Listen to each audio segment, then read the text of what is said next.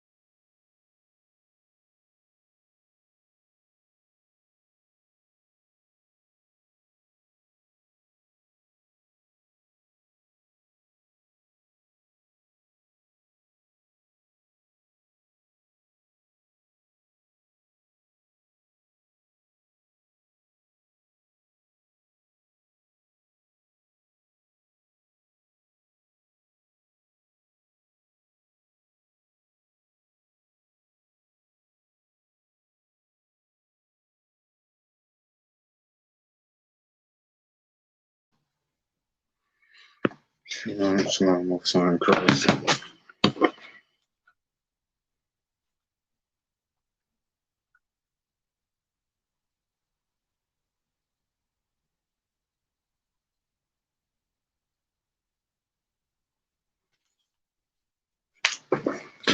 Shalom. So, as I stated before I came on, it's going to be very short. I'm just going to go ahead and get right to it. So,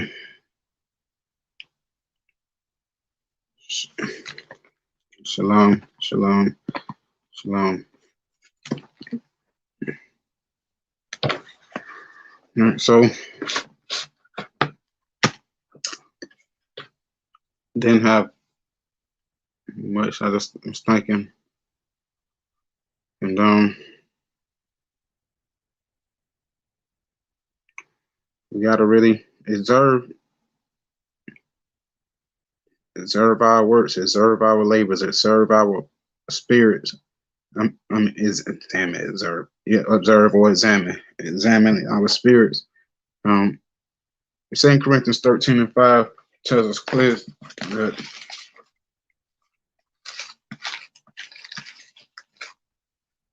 Second Corinthians chapter 13 verse 5. 2 Corinthians chapter 13 verse 5. Examine yourselves whether ye be in the faith.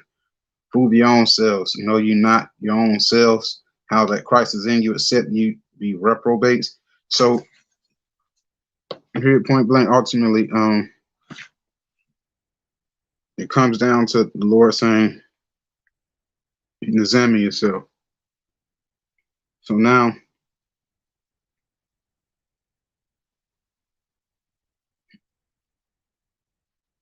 understand something, that this is bigger than you. This is bigger than you. This is bigger than me. This is bigger than us. People, you got to get out your own ways. You got to get out your own minds, your own head. This is strictly about getting the Most High's business and work handled. And the brotherhood and the unity and everything else that goes into it. But when you, what happens? Oftentimes we see brotherhoods get broke, the Lord's work don't get done, and it's all based off of somebody or an individual or a group. It's always, ultimately, it's always you. It's you. It's you. Your feelings get hurt. His feelings got hurt. Her feelings got hurt. They feelings got hurt. My feelings got hurt. Whatever. It's always what happened to me. I'm upset. What was said. And in the midst of that, we break brotherhood. We stop doing the Lord's work. Whatever the case may be. If you need to be reminded, fuck you. It's bigger than you. Fuck me. It's bigger than me. This ain't about you. But because you're upset, you put the Lord's work to the back burner. Why? Because I'm upset. So it's about me then. Let's go to Luke.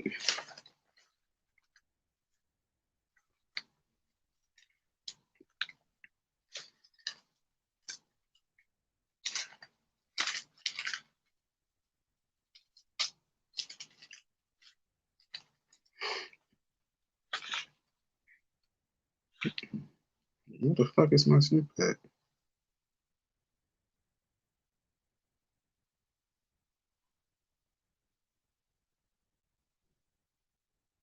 All right, I should have wrote second down, but I didn't.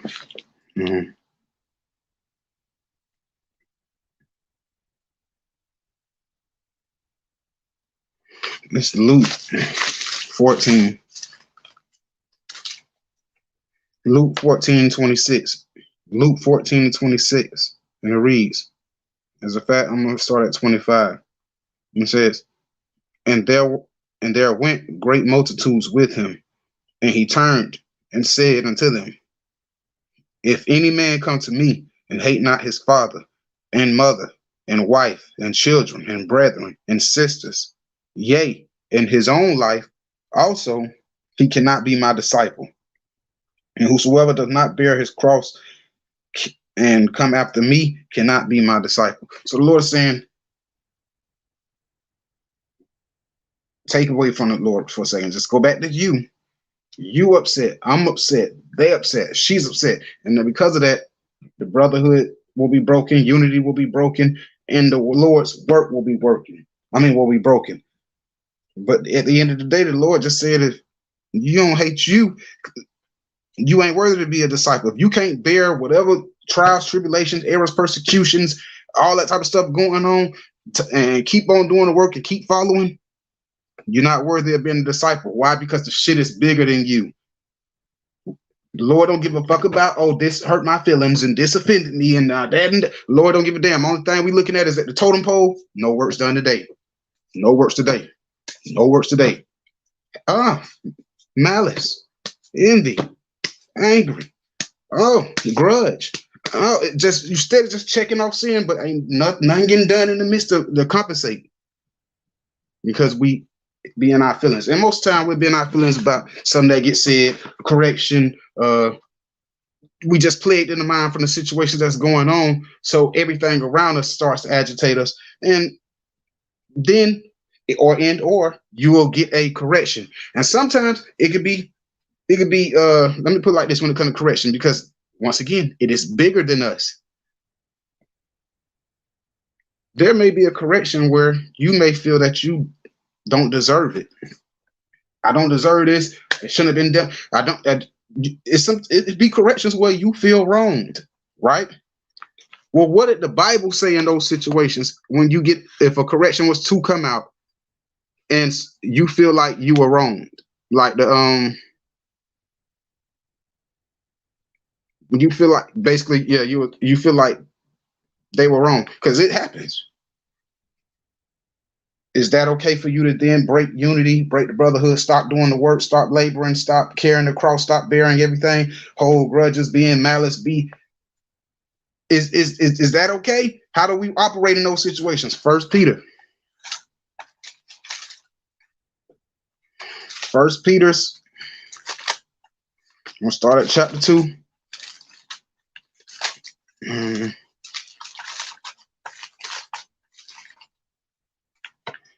First Peter chapter 2, verse 19. If I'm starting at 18. No, I'm starting 19. For it is First Peter 2 and 19. For it is thankworthy if a man for conscience towards God endured grief, suffering wrongfully. So it's sometimes things are going to happen and it's going to be wrong. It's going to be wrongfully. What did the Lord say again? He said, for this is thankworthy if a man for conscience towards God, meaning this shit ain't right, but my because my conscience is toward God, you know what? For the sake of the body, for the sake of the unity, for the sake of the work of the Most High, I'm gonna go ahead and endure that false persecution or whatever the case may be. But what it says is, for this is thankworthy if a man for conscience towards God endure grief, suffering wrongfully. For what glory is it if when ye be buffeted for your faults, ye shall take it patiently? Ain't no glory in the fact that you took a correction patiently and you deserve a correction. Nigga, you don't get no credit for that. You deserve to get your ass cussed out. You deserve to get hit upside the head with a goddamn broomstick or some shit.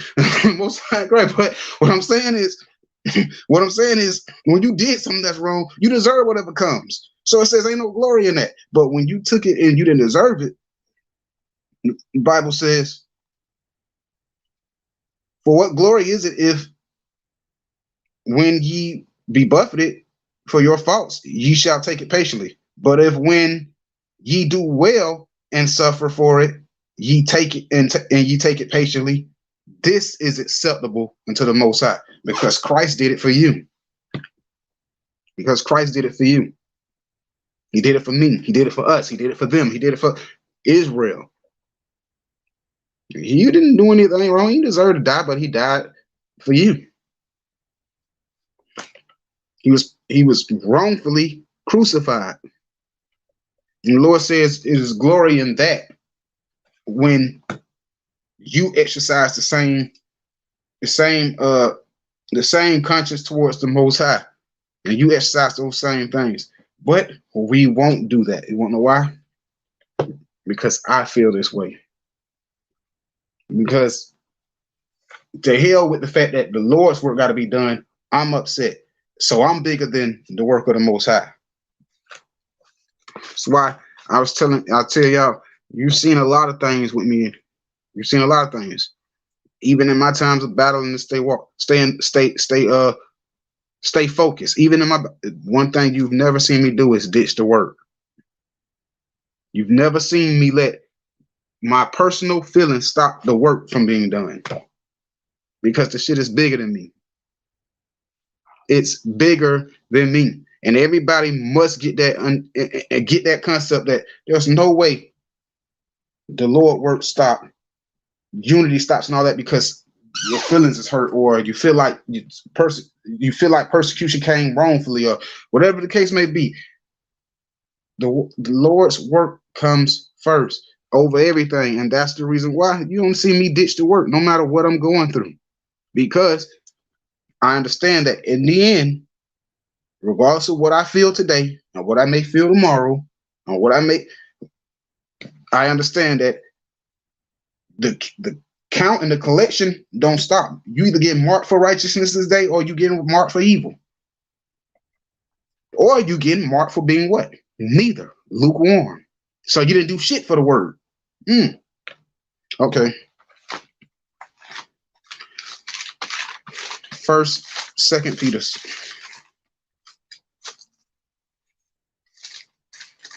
Only thing we can account is what you did today, this day, that day. Well, no work was being done. No work is being done. No work has been done. Oh, but there's tension in the air.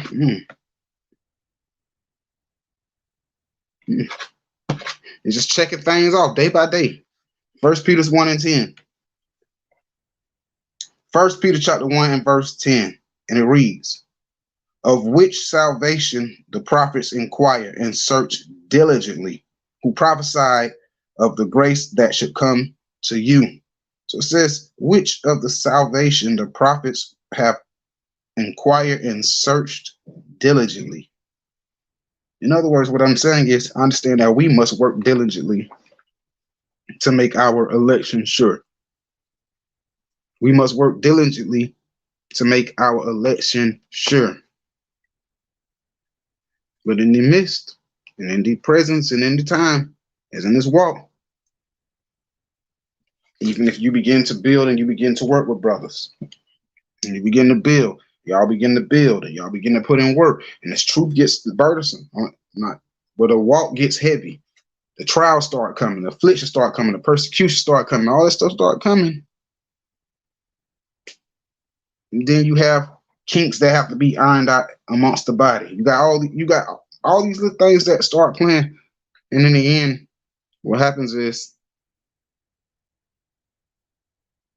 somebody just says fuck it, and they just fuck it. I'd rather just do the world. And guess what? You get to the point where if you feel like you're bigger than this thing, or it's about you, or your pride. In other words, your pride swells you up to where the way that you feel, or what, you know what I'm saying, that it's like your pride within you will get so big, your pride be within you so big that because you upset, the hell with the Lord's work, the hell with everything that has to be done. And sometimes it even means breaking your brotherhoods and leaving the brothers out there to labor and fight by themselves. And the scriptures, let's go there. The same thing happened to Paul. Where is it at?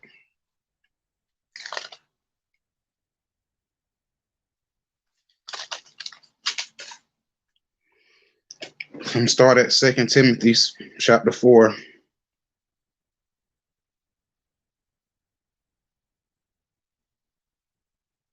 You start at 1.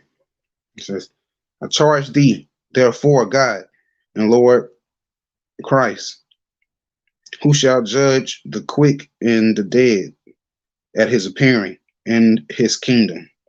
Preach the word, be instant in season and out of season, reprove, rebuke, exhort with long suffering and doctrine. So it says with long suffering and doctrine.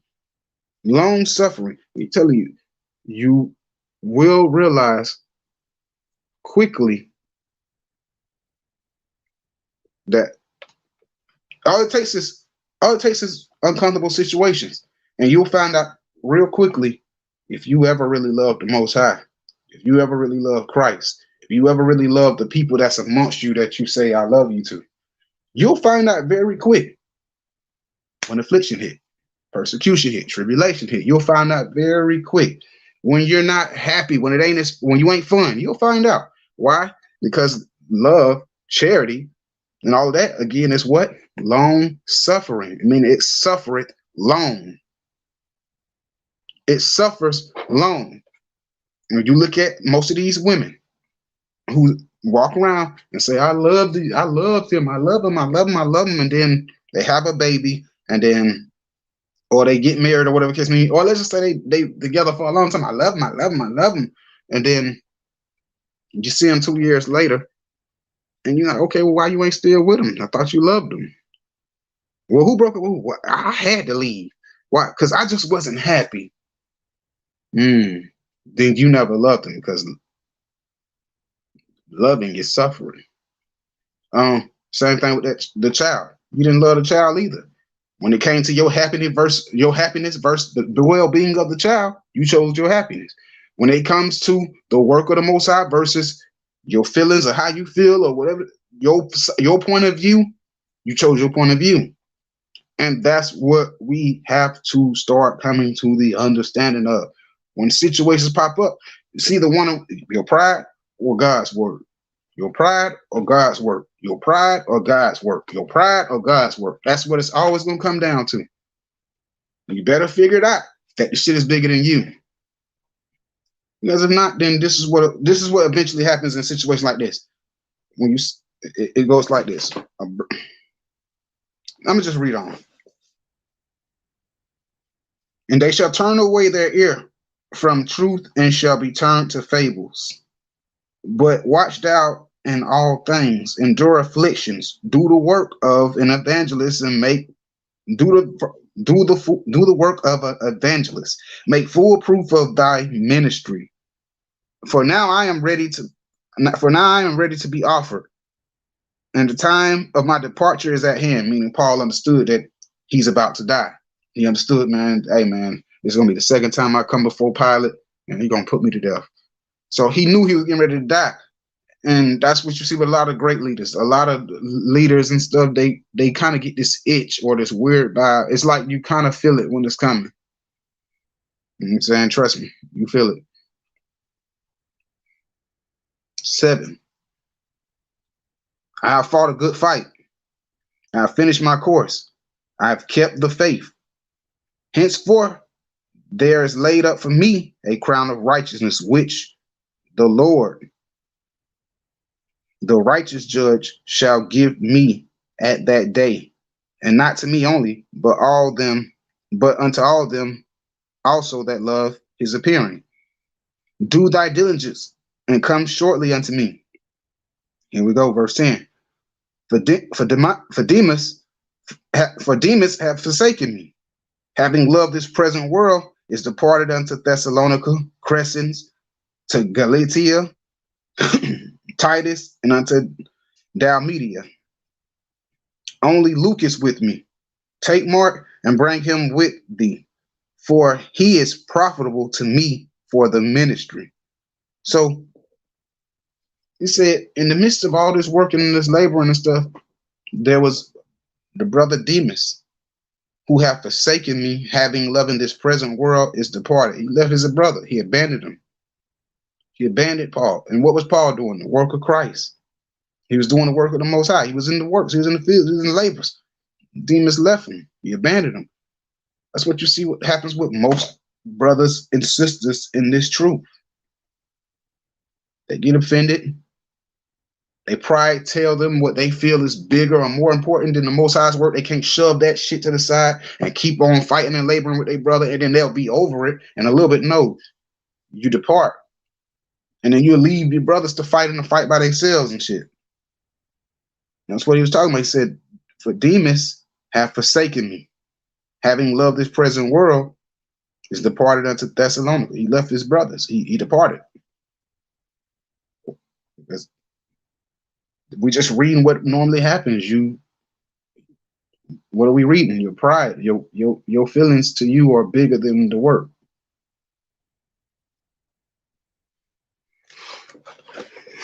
If that's the case, then what are we waiting for? We're just waiting for death.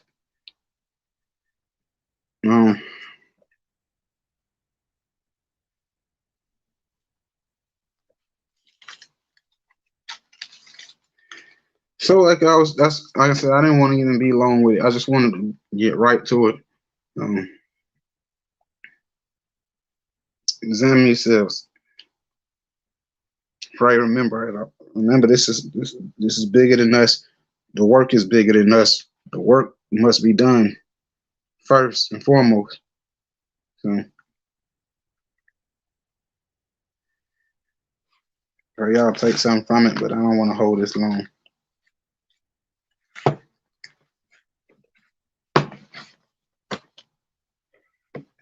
Shalom.